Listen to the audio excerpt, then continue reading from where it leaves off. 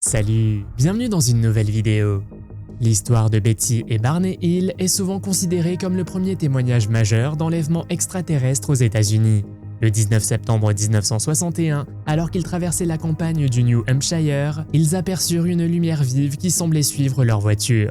Ils crurent d'abord à un avion, mais la lumière se déplaça étrangement et se rapprocha. Barney s'arrêta, observa aux jumelles et affirma distinguer des silhouettes humaines dans un grand objet silencieux planant au-dessus des arbres. Paniqués, ils repartirent, mais découvrirent plus tard avoir perdu 2 heures de leur temps sans raison apparente. De retour chez eux, ils se sentaient mal à l'aise et Betty fit des cauchemars où elle était emmenée à bord d'un vaisseau et soumise à d'étranges examens. Sous hypnose, Betty et Barney racontèrent des détails étonnamment similaires de ce qui s'était passé. Betty dessina même une carte du ciel qu'elle pensait représenter le système d'origine des êtres, carte que certains chercheurs ont par la suite associée à Zeta Reticuli. Cette affaire demeure l'une des plus célèbres et des plus controversées et continue de soulever des questions sur ce qui s'est réellement passé cette nuit-là. Vous êtes nouveau sur la chaîne? N'hésitez pas à vous abonner, à cliquer sur la cloche pour activer les notifications et à laisser un pouce vers le haut pour nous soutenir. Un propriétaire a été sorti de sa routine lorsqu'il a entendu son chien aboyer de manière hystérique. Au début, il a pensé que le chien réagissait à quelque chose de banal. Mais sa curiosité s'est transformée en choc lorsqu'il est sorti et a vu 3 créatures étranges debout dans son jardin. L'une d'entre elles était dangereusement proche de la porte, comme si elle pouvait entrer à tout moment. Ce qui l'a le plus frappé, c'était leur apparence inquiétante. Elles semblaient presque sans visage, le laissant confus quant à leur nature et à leurs intentions. Avec un mélange de peur et de curiosité, il a décidé de rester à l'intérieur et de filmer tranquillement l'étrange scène avec son téléphone. Cette région était connue depuis longtemps pour ses phénomènes mystérieux et était considérée comme un point chaud d'OVNI. Plus vous regardez la vidéo, plus les 2 créatures semblent étranges et la raison pour laquelle elles restent derrière la clôture reste un mystère. Il est également étrange que les extraterrestres soient aperçus plus fréquemment, non seulement près des gens, mais aussi dans les zones résidentielles et autour des maisons. Pourquoi pensez-vous que ces extraterrestres sont venus à cette clôture? Pourrait-il s'agir d'un lieu de rencontre secret ou avaient-ils d'autres plans? L'incident de l'île Maury fait référence à une prétendue observation d'OVNI. Les faits se sont déroulés en 1947 près de l'île Maury, située dans le Puget Sound, dans l'État de Washington, aux États-Unis. Il est souvent considéré comme l'un des premiers incidents modernes liés aux ovnis dans l'histoire américaine, quelques jours seulement avant l'incident de Roswell, plus connu. Le 21 juin 1947, Harold Dahl, un employé du port local, a affirmé avoir vu 6 objets volants non identifiés alors qu'il se trouvait sur son bateau. Selon le récit de Harold, l'un des ovnis a émis une substance qui est descendue sur son bateau, blessant son fils et tuant leur chien. Il a également indiqué qu'un homme vêtu d'un costume sombre lui avait rendu visite plus tard et l'avait averti de ne pas parler de l'incident. Harold raconte son histoire à son supérieur Fred Chrisman qui à son tour contacte 2 enquêteurs du magazine Amazing Stories, Ray Palmer et Kenneth Arnold. Le 25 juin 1947, Kenneth, Harold et Fred se rencontrent pour discuter de l'incident. Peu de temps après leur rencontre, Kenneth a eu sa propre observation célèbre de 9 objets volants non identifiés près du mont Rainier. L'histoire d'enlèvement la plus célèbre des temps modernes est sans doute celle de Travis Walton.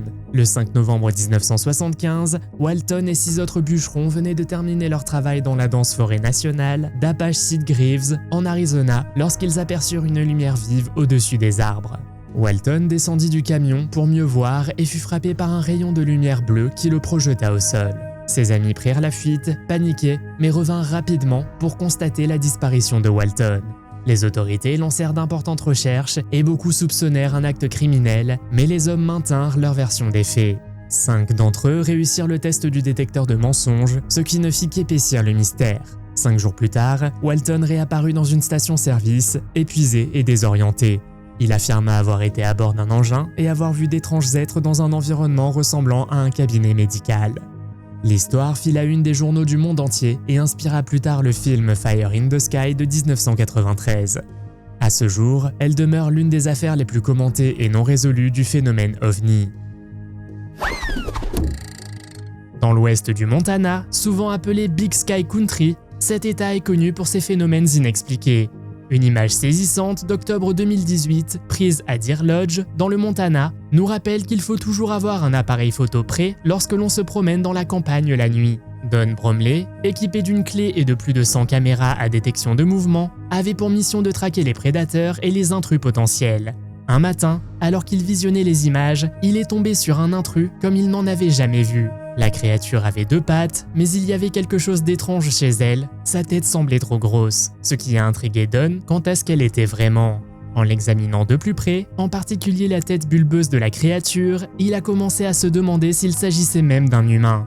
Comme la caméra était à des kilomètres de toute route ou de tout chemin, il a mené une expérience photographique en plaçant des images d'un humain à côté de l'extraterrestre et en constatant à quel point les 2 silhouettes semblaient différentes. Le Montana a une riche histoire de cryptides, le Sasquatch étant une figure importante en raison de l'habitat idéal pour ces créatures insaisissables. L'État est également un haut lieu de l'activité des ovnis, en plus des rapports d'attaque sur le bétail et les chevaux. L'équipage de l'USS Theodore Roosevelt, un porte-avions de classe Nimitz de la marine américaine, a observé plusieurs ovnis en 2014 et 2015. Les incidents ont attiré davantage l'attention lorsque l'histoire a été révélée au public en décembre 2017 par le New York Times et le Washington Post. Ces rapports comprenaient des vidéos capturées par des pilotes de la marine décrivant des rencontres avec les objets non identifiés. Ces vidéos, connues sous le nom de FLIR 1, Gimbal et GoFast, ont ensuite été officiellement publiées par le ministère américain de la Défense en 2020. Après la divulgation publique, le gouvernement américain a reconnu l'existence du programme AATIP, une initiative secrète au sein de la DIA qui enquêtait sur les observations d'OVNI. Le programme AATIP, actif de 2007 à 2012, visait à évaluer les rencontres potentielles avec des phénomènes aériens non identifiés. Selon vous, qu'est-ce que l'équipage du porte-avions a vu dans le ciel? Faites-le moi savoir dans les commentaires.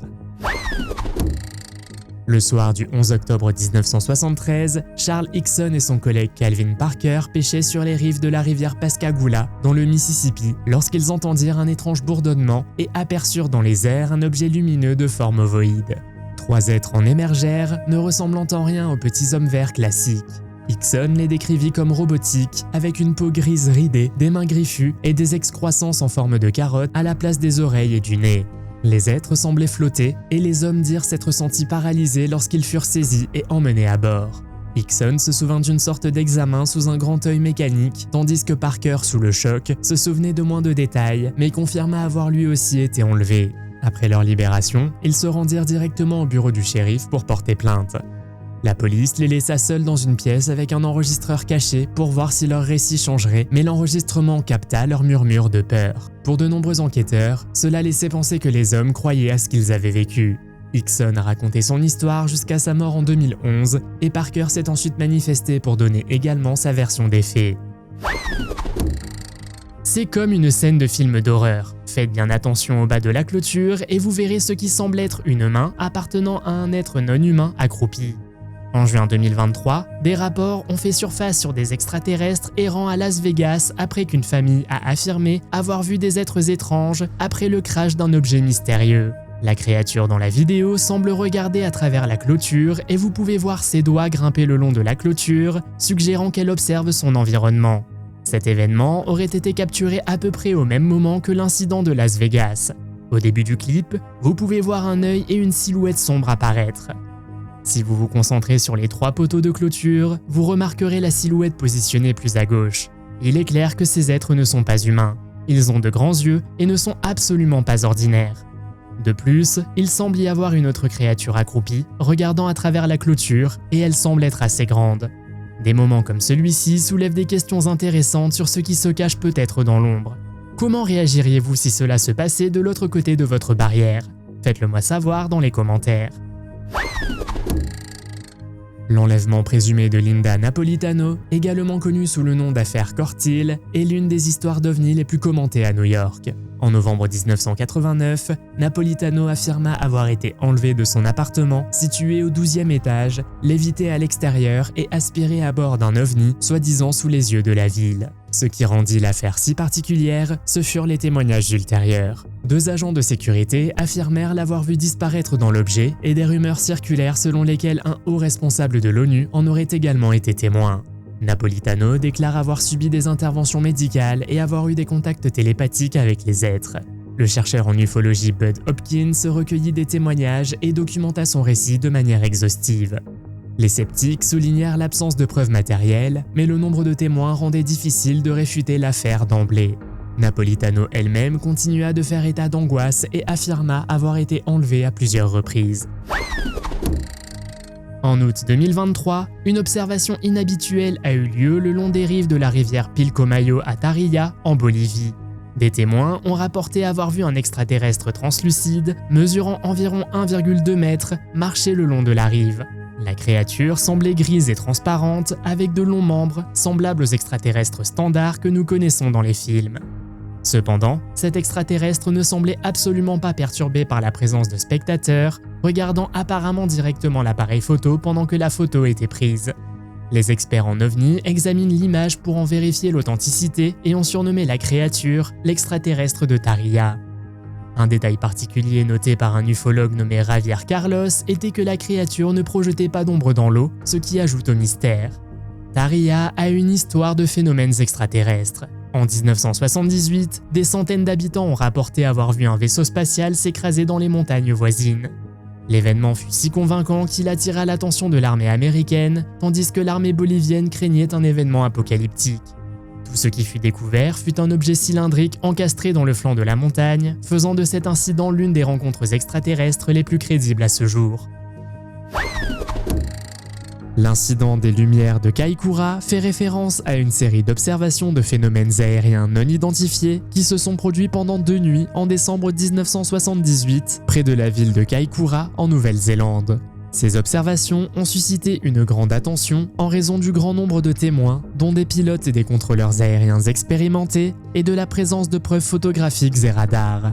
L'incident a commencé dans la soirée du 21 décembre 1978, lorsqu'un avion cargo de la compagnie Safe Air a signalé avoir vu une série de lumières étranges dans le ciel. Les lumières sont décrites comme étant oranges et blanches et se déplacent d'une manière inhabituelle, semblant parfois se fondre et se séparer.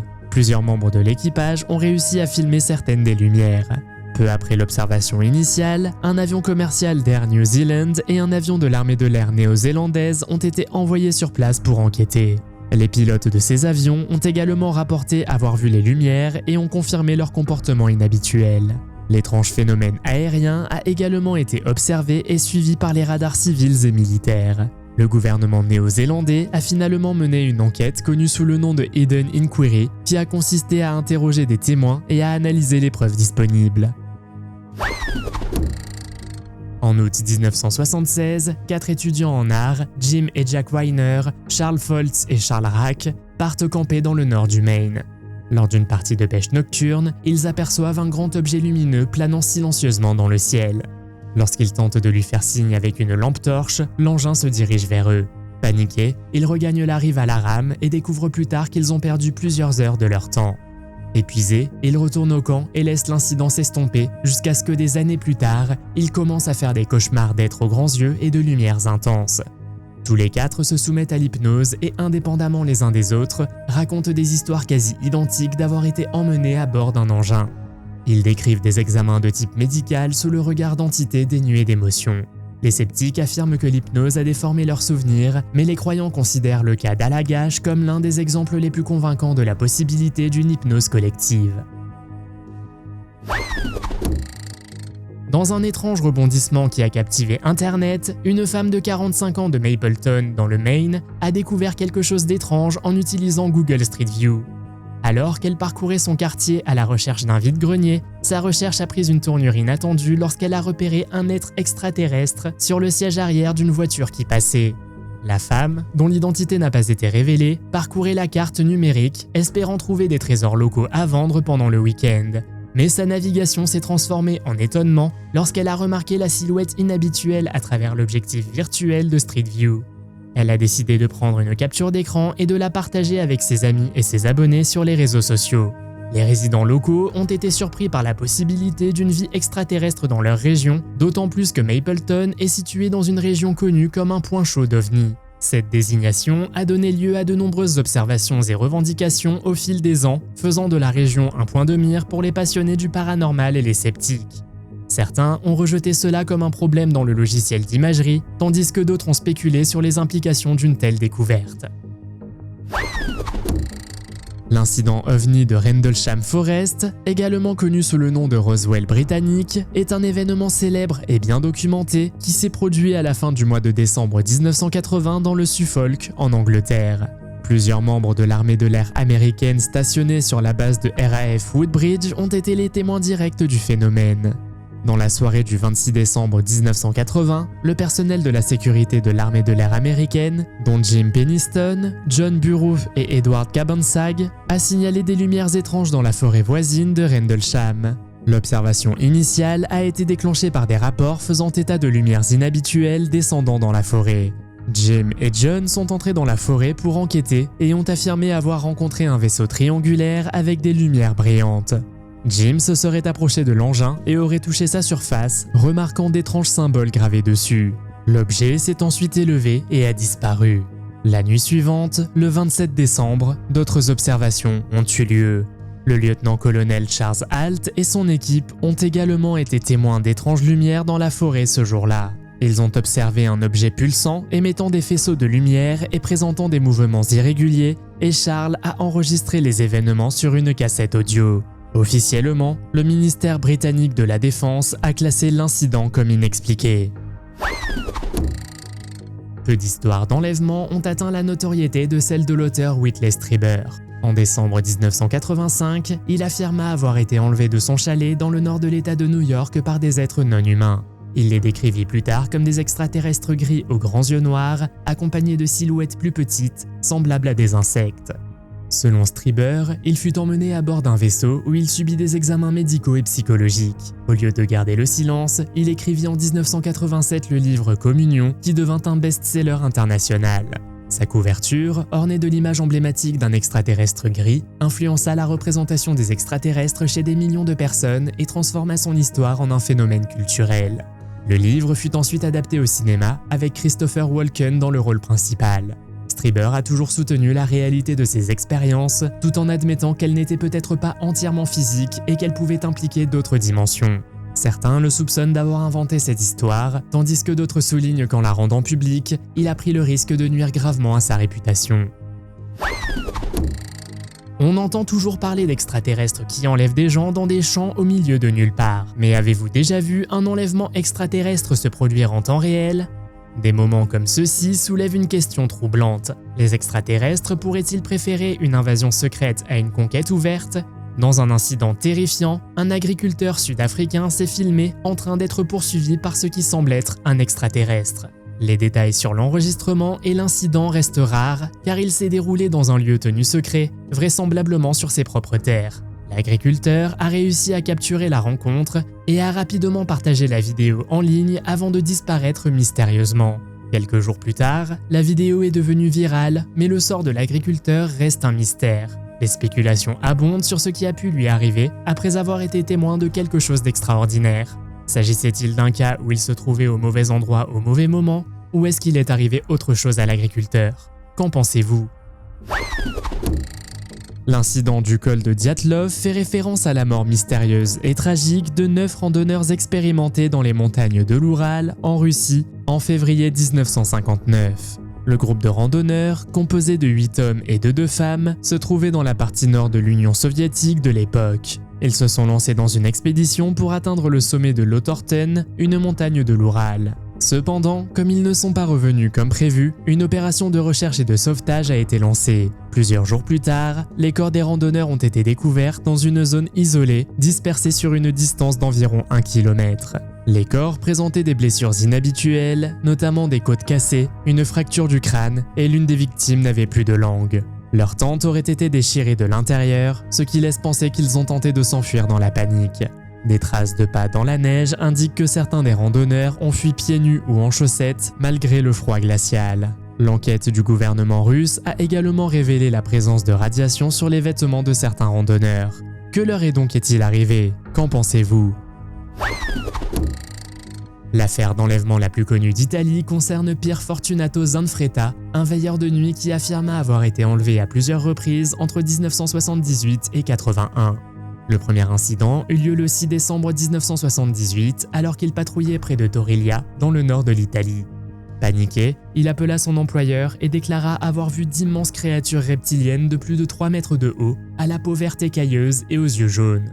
La communication fut rapidement coupée et ses collègues le trouvèrent au sol, visiblement sous le choc. Zanfretta raconta plus tard avoir été emmené à bord d'un vaisseau et examiné par ces êtres qu'il trouva bien plus terrifiants que les extraterrestres gris classiques. Dans les années qui suivirent, il affirma avoir été enlevé 11 fois au total, décrivant invariablement les mêmes détails. Des entités reptiliennes, d'étranges instruments et des communications télépathiques. Il porta plainte auprès de la police et apparut même à la télévision italienne, chose que peu de personnes enlevées étaient prêtes à faire. Après un incident, les enquêteurs ont découvert des traces de brûlures et de grandes empreintes sur le site, et plusieurs témoins ont rapporté avoir vu d'étranges lumières dans le ciel. Sous hypnose, Zanfretta fondait souvent en larmes et insistait sur le fait qu'il disait la vérité, affirmant que ces êtres provenaient d'une planète appelée Titonia. Imaginez-vous conduire dans les bois tard dans la nuit et, lorsque vous allumez vos phares, vous voyez soudainement cette silhouette debout au milieu de la route, à quelques mètres de vous. Selon un article de La Repubblica, des villageois de la tribu d'Iquitos au Pérou ont déclaré avoir été attaqués par de mystérieux extraterrestres. En réponse à ces incidents alarmants, la communauté a organisé des patrouilles nocturnes pour protéger ses membres les plus vulnérables, les femmes, les enfants et les personnes âgées. Ils ont également demandé l'aide des autorités péruviennes, notamment de l'armée, pour renforcer leur protection. Les villageois ont affirmé avoir subi de multiples attaques, notamment un incident au cours duquel une fille de 15 ans a dû être hospitalisée. Yairo Reategui Davila, le chef de la communauté, a déclaré que la fille avait réussi à s'échapper mais avait été blessée pendant la lutte. Les êtres sont décrits comme des créatures imposantes de 2 mètres de haut et les villageois leur ont donné le surnom de Los Pelacaras, ce qui signifie « éplucheurs de visage ». Yairo a fourni des détails supplémentaires sur les créatures, notamment leurs chaussures rondes qui leur permettent de planer, leurs têtes allongées, leurs masques et leurs yeux jaunâtres. Fait alarmant, les extraterrestres semblent immunisés contre les dangers, car Yairo a affirmé avoir tiré sur l'un d'eux, mais cela n'a eu aucun effet. D'autres membres de la communauté ont rapporté des observations similaires de ces êtres portant des capuches sombres et harcelant les villageois. Certains ont même établi des comparaisons entre les extraterrestres et les créatures folkloriques connues sous le nom de Pelacaras, qui se nourrissent de visages, de graisse et d'organes humains. En octobre 1957, Antonio Vilas Boas, un agriculteur brésilien de 23 ans originaire de São Francisco de Sales, fit l'un des premiers témoignages détaillés d'enlèvements extraterrestres. Travaillant dans ses champs la nuit pour éviter la chaleur, il aperçut une étoile rouge brillante qui se transforma en un engin ovoïde surmonté d'un dôme rotatif, lequel se posa sur 3 pieds. Alors qu'il tentait de fuir, son tracteur cala et 4 petites silhouettes vêtues de combinaisons et de casques gris le saisirent. À bord de l'engin, il fut déshabillé, enduit d'un gel inodore et soumis à un examen médical avec prélèvement sanguin. Vilas Boas affirma avoir rencontré une extraterrestre aux yeux bleus, aux cheveux blonds et au menton pointu, et pensa qu'il s'agissait d'une expérience. Après environ 4 heures, il fut relâché, mais souffrait de brûlures et de nausées. Quelques jours plus tard, le médecin Olavo Fontes l'examina et constata des lésions cutanées et une fatigue compatible avec une exposition aux radiations, ce qui donna davantage de crédibilité au récit. Son récit a été présenté avant le célèbre procès Betty et Barney Hill et comprenait des descriptions saisissantes de l'intérieur de l'engin et d'étranges symboles. Depuis plusieurs années, Russell Elliott vit au milieu d'événements étranges dans sa maison de Black Forest, dans le Colorado. Sa maison se trouve à seulement 2 minutes de la tristement célèbre maison hantée de la Forêt Noire, un lieu que l'on croit être un vortex arc-en-ciel. Ce concept est souvent vu dans les discussions métaphysiques et spirituelles comme un champ d'énergie tourbillonnant qui peut améliorer les expériences spirituelles ou servir de portail vers d'autres dimensions. Cet endroit a attiré l'attention des enquêteurs paranormaux et des amateurs de sensations fortes au fil des années. Après avoir été témoin de formations lumineuses étranges dans la forêt voisine, Elliott a commencé à documenter ses expériences avec une caméra vidéo domestique. Les images le montrent scrutant attentivement le paysage étrange de la forêt noire lors d'une nuit froide et menaçante. Alors qu'il explore la région, un silence écrasant plane dans l'air, si profond qu'on pourrait presque entendre une mouche voler. Cependant, ce silence inquiétant est brusquement rompu lorsqu'Elliott pointe sa caméra vers un endroit précis, capturant un extraterrestre caché dans la grange. Cela amène les spectateurs à se demander sur quoi exactement Elliott était tombé dans l'ombre de la forêt. Le 27 septembre 1989, une rencontre extraterrestre présumée a eu lieu à Voronezh, une ville du sud-ouest de la Russie. L'incident a attiré l'attention en raison du nombre de témoins, y compris des enfants. Selon les récits de plusieurs témoins, un grand objet en forme de disque est descendu et a atterri dans un parc de Voronezh. L'objet a été décrit comme étant métallique et surmonté d'un dôme. Les témoins ont affirmé qu'une trappe s'est ouverte sur le grand objet en forme de disque, révélant 3 êtres étranges. Ces êtres ont été décrits comme étant d'apparence humanoïde, mesurant environ 3 mètres, avec de grandes têtes et des yeux brillants. De plus, ils étaient vêtus de combinaisons argentées et se déplaçaient d'une manière robotique ou mécanique. L'un des témoins a rapporté que l'un des êtres tenait un petit appareil qui émettait un faisceau de lumière et qui a brièvement enfermé un garçon dans une petite sphère transparente. D'autres personnes ont déclaré s'être senties paralysées ou avoir éprouvé un sentiment de peur lors de l'atterrissage de l'OVNI. Certains témoins ont également affirmé avoir vu un engin robotique flottant à proximité de l'OVNI. L'incident extraterrestre d'Île Claymore est l'une des observations d'OVNI les plus remarquables du Royaume-Uni, impliquant un policier à la retraite nommé Philip Spencer. Le 1er décembre 1987, alors qu'il traversait Île Claymore dans le Yorkshire de l'Ouest en Angleterre, Spencer a rencontré un extraterrestre et l'a pris en photo. L'expérience de Spencer a commencé tôt le matin lorsqu'il est parti avec un appareil photo pour prendre des photos dans la lande. Au cours de sa promenade, il a remarqué un être étrange qu'il a décrit comme ayant de grands yeux noirs, des oreilles pointues, de longs bras et des pieds en forme de sabots.